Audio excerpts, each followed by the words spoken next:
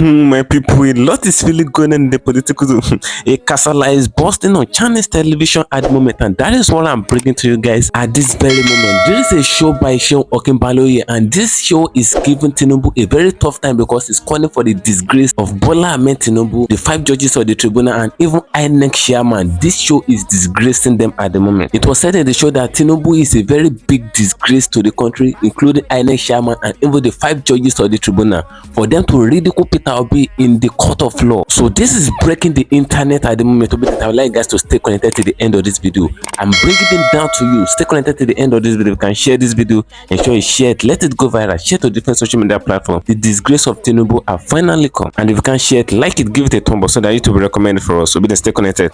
Going back again. Welcome you back to LAJUPOG TV. I don't have bad news for you today. The home of religious gossip. But you should leave the fight from habit. What is happening in the Christendom? Join now to make sense with LAJUPOG.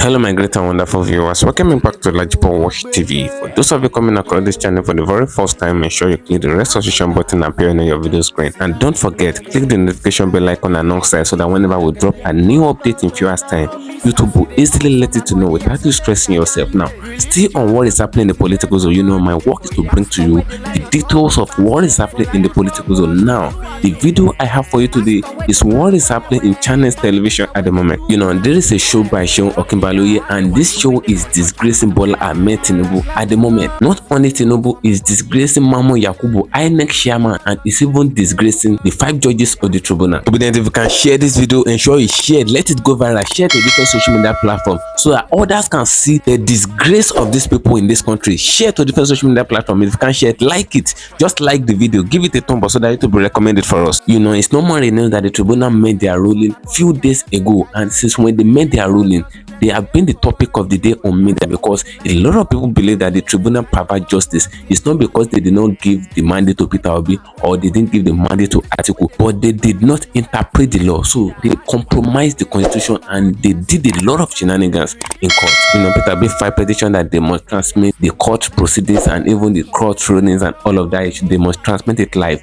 But the tribunal judges turned it down. They said they want to make everything confidential and they want to make their ruling privately, which Peter Obi agreed to. But Peter Obi know what he was saying before he said that they should transmit it live for everyone in Nigeria to see and outside Nigeria to know what is going on in the Nigeria judiciary. But they failed. But at the end of the day in court, they made their ruling, and in course of their ruling, they attacked the obedient, they attacked Peter Obi, their petitioner, and they even attack Atiku as well. But most of the attack go to Obi because they said as the day of their ruling is getting closer, Obedient begin to paste billboard all around Abuja and even on social media that all eyes on the judiciary. So the judges said that all those billboards are bullying to them, that Obi is the orchestrator of everything. So they make allegations against Obi in the court of law, and they reacted to the petitions of Obi harshly. We have not seen a country in the world where judges are reacting to petitioner harshly, because after the election, INEC chairman said it to the general public. He said,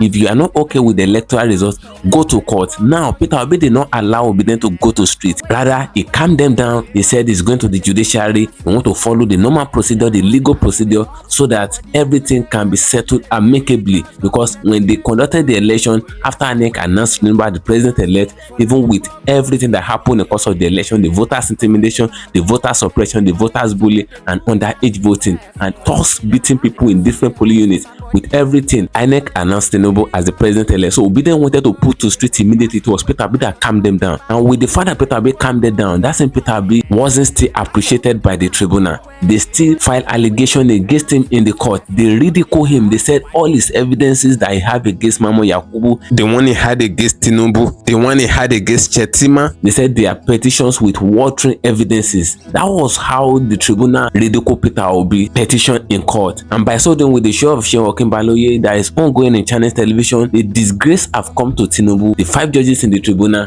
and even INEC chairman. for the judges not to point a negative finger to INEC in court, for the judges to justify INEC in court. That shows that our judiciary is nonsense in Nigeria, according to what they said in Chinese television. They said the judiciary is a big disgrace to Nigeria, and even INEC and Tinubu, they are disgraced, and we are ashamed of them in Nigeria. So I would like guys to stay connected to the end of this video. If you can share this video, ensure you share it, let it go viral, share it to different social media platforms, and if you can share it, like it, give it a thumb up as I show you the video. I'm coming back again. But for you, what came out to you the most in that judgment? Well, I think the judgment is a sad day for Nigerians. Sad because I thought the judiciary would have been interested in expanding the progress we've made in election management. I do not have difficulties, I do not have issues with them finding in favor of Tinubu as being duly elected.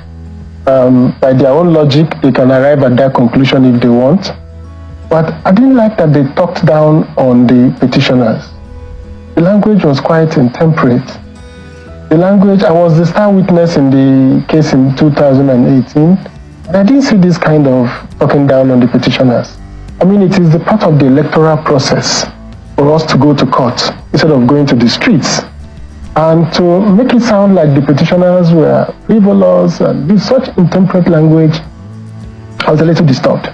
Second one is that I'm ashamed as a Nigerian. Nigerians want to join BRICS: Brazil, Russia, India, China, South Africa. I'll take 3 examples. Brazil, India, and South Africa are known democracies. Brazil conducted an election, and that election was a big election, and I will figure out how many people voted in that election. So in the case of India, they had 911 million registered voters. Over 600 million people voted. 3.9 million machines were used for that election. And nobody went to court. Not one person. The Congress party accepted the result. The world has moved on. Nobody goes to court anymore now for election. And there was a voter turnout of 67%. In the case of Brazil, there were 92,000 voting stations. There was 79% voter turnout. 79% in Brazil. And it was done with DRE machines. And there were some also paper machines involved. But in all that voting, the electronic system was subjected to public review. The political parties were present, and there was a public review. So the countries that are in the BRICS, they don't go to court after elections. The election management is such that people do not just go to court. The system is clear.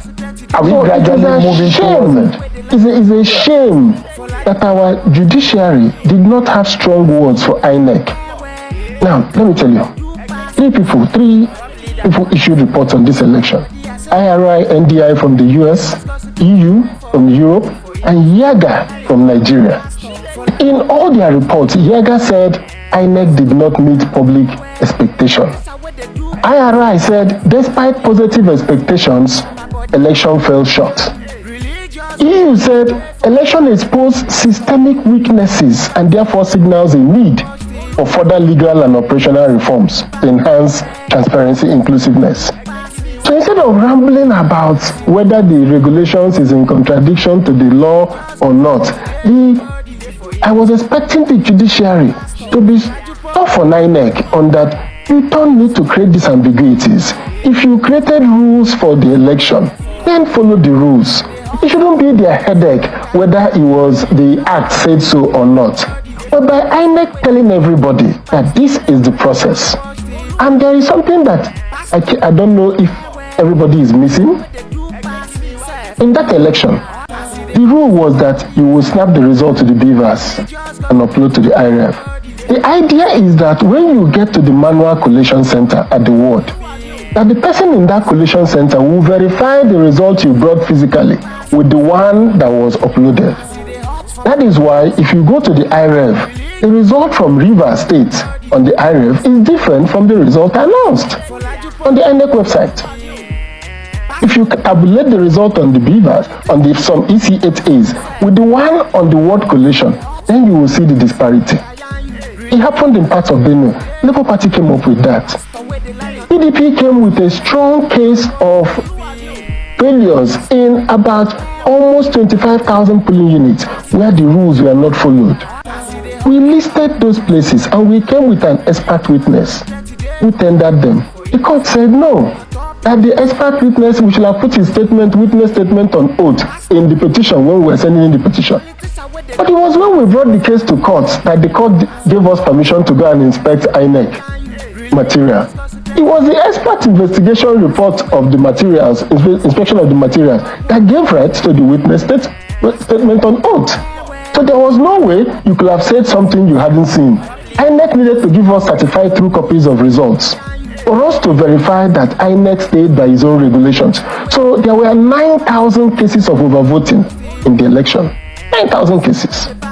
There were almost 15,000 cases of where the INEC presiding officers did not follow the rules. As identified by the PDP. As identified by the PDP. How so the PDP was find it difficult in the eye of this very trial court to prove this case with evidence. So we came with an expert witness.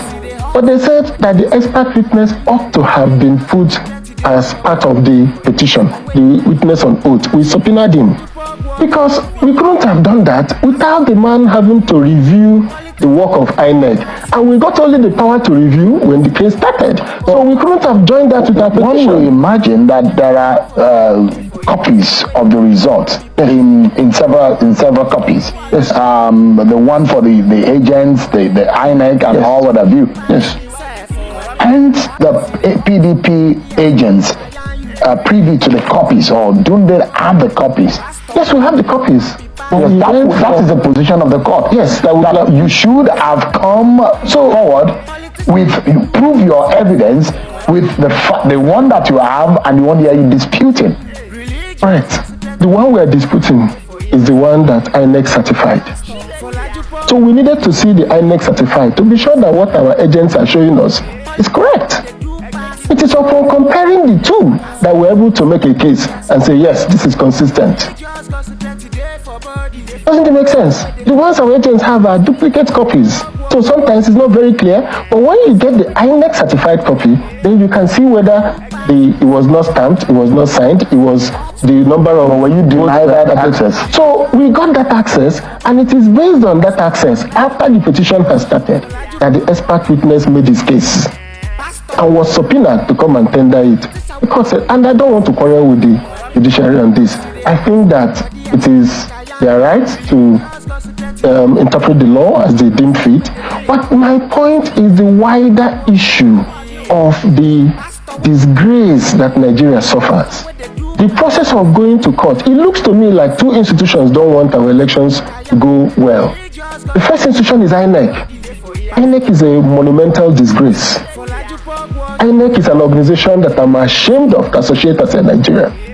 Because the promises INEC made, the promises they made with Anambra election, the Ekiti election, the Osun election, I came on this year program and called for a third-party verification of the INEC system, so that we are sure that on an election day, that what is going to happen that day will not lead to a glitch.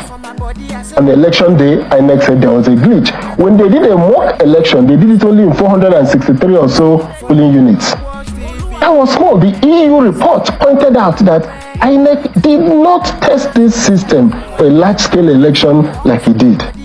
But despite not testing the system, it's a shame that INEC goes to court to question whether not complying with its regulations is a fact, doesn't make it a ground to cancel an election. What is important in Nigeria going forward is that we have elections like I cited. Why do we want to be amongst the BRICS if we can't conduct a simple election?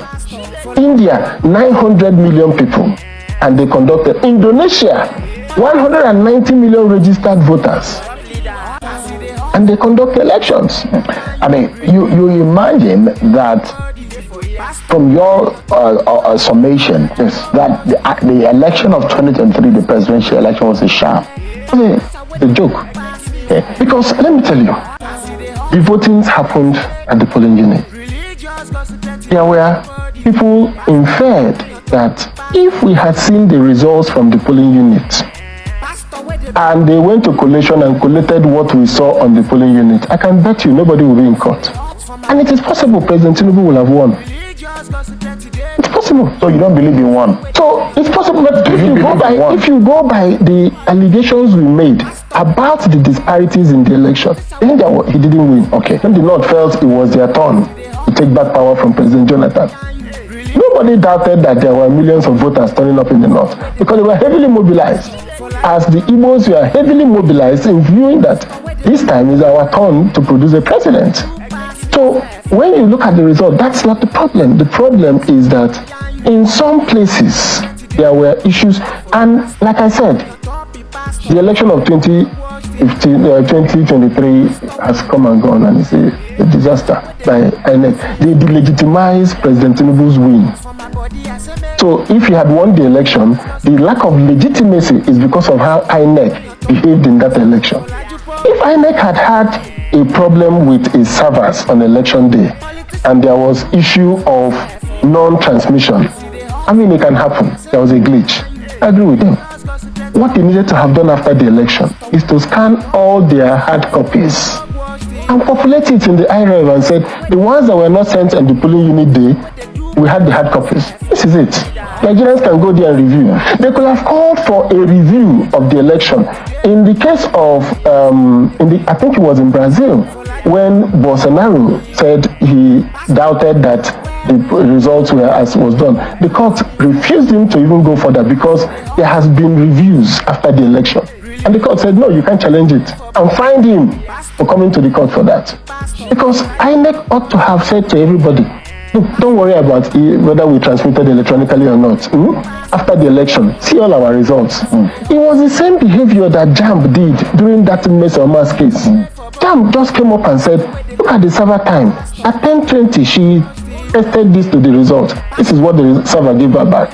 She tested it again. This is what the server gave her back. They produced evidence. So nobody could fault JAMB, a public institution, fighting to retain its integrity, decided to make open his system and said, this girl was testing this thing. He tested it 4 times. But in the case of INEC, you don't think the integrity is there? No, the integrity is not there because they ought to have said to everybody, this is the result. Let's look at the politics of the election. Atiku Abubakar got 6,984 votes, 520 votes. Peter Obi got 6,101,533 votes, while Bola Tinubu got 8,794,726. But you will look at it, the totality of that vote, if you put together, because there are those who believe that the reason, majorly, why if Peter Obi and Atiku had been in the same camp, maybe they would have won the election. And you look at it, if you put at the votes, the 6 million vote of over 6 million vote of Peter Obi and over 6 million votes of Atiku Abubakar, it gives you 13,086,053 votes, as against the Bola Tinubu of 8,794 votes. Atiku and Peter Obi got 11,262,978 votes in 2019. Yes. Don't you think it's the political issues around the election that caused this? Maybe. So that's another story, and I would say loudly and clearly. That's why I said the court could have found that Tinubu won the election. And a review of INEC data by a third party and review could have found the same results. But I'm saying, by putting this aura of infamy around the election, of misbehavior, what you have done is that they have delegitimized the election, because the point you're making is a very strong point. Nowhere do opposition parties split their votes against an incumbent government. But in this particular election, the APC was not a very popular party. And if you, like you said, if you put together the 2 votes, plus if you put Kwanso's votes, which are over 1 million, over a million, it would have been like 14 million. Yes. So, but the question remains that what INEC did on the election day, which is why I'm holding them responsible, will have made it that nobody will have gone to court. If they have just said, hey guys, no problem, everybody, here are our results. Because like you said, this 6 million, 8 million here. That's it. See how it came about. But we know that there was a case like River State, where what was done in the polling unit was not what was reported. A case like Benue, where what was done was not what was reported. A case like the PDP brought, where there were about 25,000 polling units, where there were infractions of various types. Now, whether those infractions will substantially change the result of the election, we will not know unless we did that tabulation. And that tabulation will have been easy for INEC to have just said. Where do we go from here? Yes, where we go from here. I think there are three important issues. One is that I'm going to campaign seriously for a constitutional amendment that requires us not to swear in, to finish court cases before the swearing in of a president. I think it delegitimizes presidents when they are in office, making decisions, and they are subject of election petitions. I don't think it is good for Nigeria. I think we need to do that. And that means that we should take presidential cases straight to the highest court. In the case of Brazil, I find an interesting phenomenon. The election, they have an election court, which at the beginning of an election, the justices of the Supreme Court, Court of Appeal, and the Federal High Court elect two judges, justices from there to that court, and the president nominates two lawyers who are not judges to be in the panel, so that everybody sees the transparency of what was done. The kind of unanimous judgments we are getting today in Nigeria is disturbing, because under Buhari and Obasanjo, always had 2-1, 3-1, 4-2, 5-2. Reason: judges who believe in substantive justice, who don't believe in procedural, that we should use procedure to damage justice, have come out like Oguntade to say that he thinks Buhari won the election because of this substantial non-compliance, but the majority had their way. We've had somebody like the former High Ambassador to Washington, who said that the 2003 election falls short of all expectations. So the nature of our justice system now makes it that I think we should have a special court for election petitions. And I think at the highest court of the land, we should determine who is president before swearing in. Second one, I think that being president with 33% of the votes in a multi-party election is a little disturbing. It doesn't give you a strong mandate. So I think we should put that 50% clause in our constitution.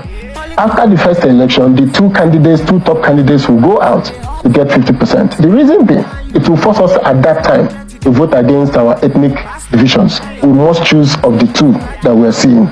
So I think we need to put that. The third one is that I think that the Electoral Act, since the courts always rely on the Electoral Act, I think we need to annex what is in the INEC guideline into the Electoral Act. Both the EU, IRI, and YAGA talks about ambiguities in the Electoral Act. So maybe we need to be more specific about the procedure for elections in Nigeria to improve transparency. Thank you for staying connected, my great and wonderful viewers. You can hear what that man said. That man is a PDP man, the man that Sheikh granted an interview in Chinese television, and this interview sparked up a lot of reactions on social media. You know, the man said it all. He said INEC and Tinubu and all of that, and even the 5 judges of the tribunal, they are monumentary disgrace to Nigeria, because it's not expected of the tribunal to provide justice no matter what, no matter the bullying, no matter everything that is going on in the country. They are not supposed to provide justice. Even the tribunal are even making it known to the general public that obedience were bullying them by posting all eyes on the judiciary all across the street of Abuja and all of that. So they were kind of more harsh to obedience. They were kind of harsh to Peter Obi in court. They said the petitions of Peter Obi, they are watering petitions with watering evidences. We have not seen a situation where the judges, the tribunal, they are being harsh to petitioners in court. Nigeria will be the first country that we hear the case that the judges are harsh to the petitioner, and it is the duty of the judge to even appreciate the petitioner for bringing the petition to court and not using other options like going into streets and all of that. You know, when they conducted the election, it is sincere that obedience wanted to enter street because everybody was frustrated with everything that INEC did in the course of the election. The voters intimidation, the shenanigans that INEC did, what they promised and they failed on. You know, INEC collected more than 200 billion naira from Nigeria, and even European Union other European community, other international community gave them money. They gave them billions of naira to conduct a free and fair election, a credible election, a transparent election to Nigerians. But INEC failed totally. And when INEC was collecting this money, when Mama Yakubu was collecting and demanding for this money to conduct this election, he was promising heaven and earth. He said he will make sure that the electoral result is transmitted in the IRF portal so that everyone will see. There should be no manipulation and all of that. INEC chairman promised everything, but when the election came, he turned everything upside down. He did otherwise, and Nigerians are now asking INEC chairman to come and explain what happened in the course of the election. He only said it was a glitch. They didn't explain the glitch. Maybe it is a human glitch or it is a technological glitch. Maybe it's a machine glitch. They didn't explain it, and yet our tribunal is justifying that same INEC. They said INEC did not do anything wrong, that INEC can transmit results any way they wish. So our tribunal is letting us to know that even with the money that we pay INEC, your money and my money, the tax of all Nigerians that INEC chairman collected to conduct the election. So the tribunal judges are now telling us that the money is for giveaway, that we dash INEC the money. Now, what did INEC do with the money? The tribunal cannot ask them the question. All they say is INEC is right. So they misinterpreted the law. It is the law of our judges to interpret the law for us in the court, but they misinterpreted the law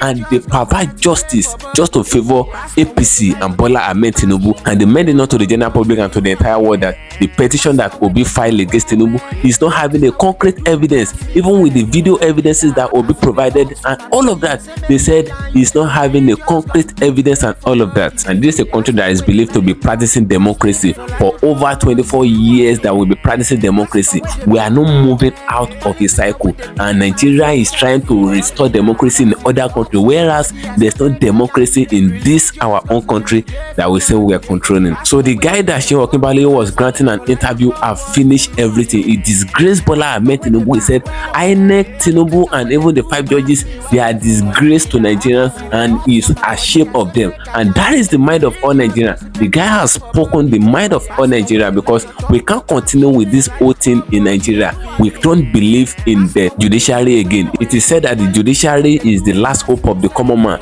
but the judiciary have proved us wrong in Nigeria that they are not even the last hope of the common man. The judiciary have proved the hopelessness state of this country to us. They are not proving the fact that they are the last hope of the common man. So what do you guys think? I'd like guys to drop your opinion in the comment section of this video. What do you think? Feel free, drop your opinion, as I'm going on there to get another for you. And sure you follow me on my social media handles on Facebook at LAJUPOG TV and at LAJUPOG Entertainment. You can also follow us on S at LAJUPOG, even on TikTok. We're not TikTok guys. Follow us on TikTok at LAJUPOG for you to receive back-to-back updates regarding what is happening in the political zone.